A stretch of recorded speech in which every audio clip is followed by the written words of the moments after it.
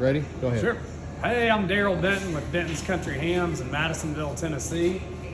We are looking at racks of our hickory smoked country bacon. We're getting geared up, got a lot of Christmas orders coming in. We ship this stuff all over the country. So how many pounds of bacon are we looking at in here?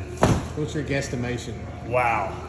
Each slab or side of bacon is 12 to 15 pounds on average. Oh, wow. And you can see there's a lot of racks of them. A couple thousand pounds of bacon sitting here. Yep, it adds up. That's pretty awesome. So this is all the cured hams over here. Yep.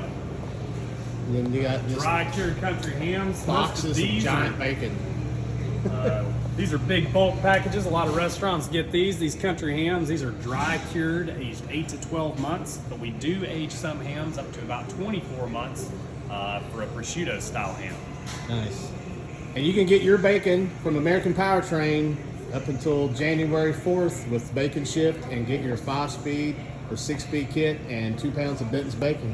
Thank you for the tour. We appreciate it. Thank you for the support. We appreciate you all. All right, see you, man.